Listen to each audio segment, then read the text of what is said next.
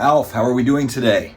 It's another day. The voice is still not quite there yet. We are battling through, my friends. Today, thought I'd throw out an interesting topic that I thought about in the shower. What is card collecting going to look like for each of us when we hit age 70? I think 70 is an important age, and I'll explain why that is. I don't know, to me, it feels like 70 is kind of like you've hit 70, and this is just my opinion, but it feels like anything goes from there. You know, I've been fortunate in my family. There's a lot of relatives that have lived into their 90s. And I know for you all, you might have a similar circumstance. Hell, we might all live to 100 with modern medicine. And I've heard of all the different AI technology helping modern medicine. Maybe we'll all be pushing 100, who knows?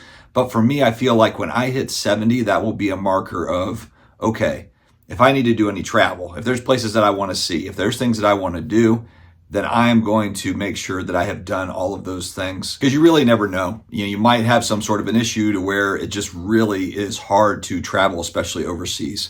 So I think that 70 is going to be a marker of like, okay, let's knock out these remaining things. You want to go to Australia? Okay. Have we been to seen the Great Pyramids yet? Have we been to Egypt? Need to check that off the bucket list. And what does it mean for our card collections and our card collecting? Man, I'm thinking about just 30 years from now. I'm in my 40s, 70 in the next 20, 30 years for a lot of folks that I think that are in the hobby now. What is this thing going to look like, even from a social media standpoint?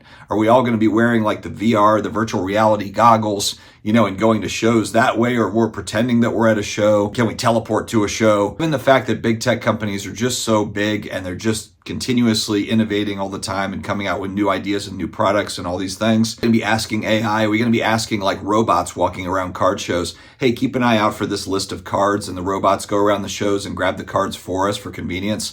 Because hell, at that point, we're 70 and we don't really feel like going and walking around a show all day. Maybe we don't have the legs for it anymore. Before I continue, big thanks to today's video sponsor, Pristine Auction. Guys, weekly auctions, monthly auctions. There's an elite auction going on right now. That's their monthly, all sorts of huge items, whether it's non-sports, sports cards, sports memorabilia, all sorts of cool things. They do live streams a few times a week. Make sure to check out Pristine Auction, and I've got a promo code down below. They'll take $10 off your first auction victory. Also, a ton of you have been using the PSA $25 off your first submission. Promo code SCD25 at the shipping and billing screen. I very much appreciate it. It helps very much to support the channel.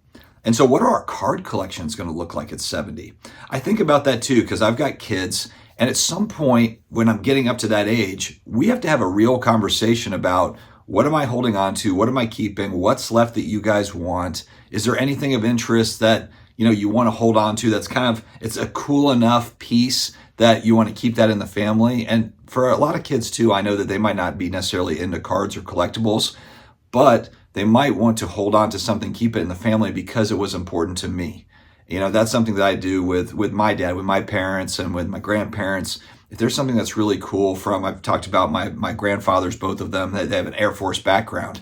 I've got hats and I've got medals and different trophies that they've got from flying, flight suits and different cool things that have been passed down. And so in the same fashion that a lot of times, especially vintage collectors are collecting cards, or collecting vintage cards for the history, I'm also collecting sentimental things for my family for the historical part of it. So do my kids actually want some of this stuff? Or is it just, hey, Dad, let's throw this thing to auction and help us buy a new car or something? I don't know. I don't know how that's going to go. But it'll be really interesting to have that conversation. I do think that as time goes on, I'll probably focus on downsizing the stuff that is less important to me, consolidating downward, and having more of just the 80s, 90s nostalgia being the focus. I've got complete sets that are in binders, and I can get, honestly, like, for example, 89 Hoops basketball complete set. I just love the very basic design. I remember as a kid trying to pull those cards. I bought a binder, a complete set in a binder for, I think, $40, $45 shipped. That's something that I can enjoy as I'm aging up, 70, 75, 80 years old. It's also not something that is a huge burden on the family, after I pass away, that they could just easily sell off, or maybe they hold on to it as like, oh, those were Dad's cards that he made YouTube videos about or whatever at one point. Remember YouTube? Remember all the dinosaurs that were on YouTube? Now, of course, in 2050s, 2060, now it's something completely different. It's going to be really interesting to see, I think, too, the ascension of trading cards. And I say trading cards, and I'm going to throw in just collectibles as a whole, because the amount of people that are participating in trading cards and collectibles in this space, it has grown dramatically over the last 5 years. But there's so many layers to it, whether you're buying low-end cards, mid-end, or high-end trading cards. And then if you get into, sealed action figures, sealed graded games, there's a huge variety of different places. And that's before you even get into currency, coins, antiques. That's got its own element as well. It's wild to think about what the space will look like in 15, 20, 25, 30 years. As more companies come in and try to make an impact, involve the space, what will it mean for authenticity on items? Because right now, I'm a huge believer in third-party grading. I was around in 1990. Again, I've talked about this, where people were fighting over whether the card was near mint or mint. On the comic book side, has a comic book been restored? Video games, it's kind of a similar idea here of, I just don't trust the general public. When it comes to collectibles, there's so much money to be made on them, even on mid-end to high-end stuff. If you can weasel through stuff, if you can restore something and pass it along, we've seen this. It is rampant in our space now, where grading companies are trying to combat it. It is a difficult area to control. We've seen a lot of fakes and BS on the sports memorabilia side. Fake autographs, is it really game used?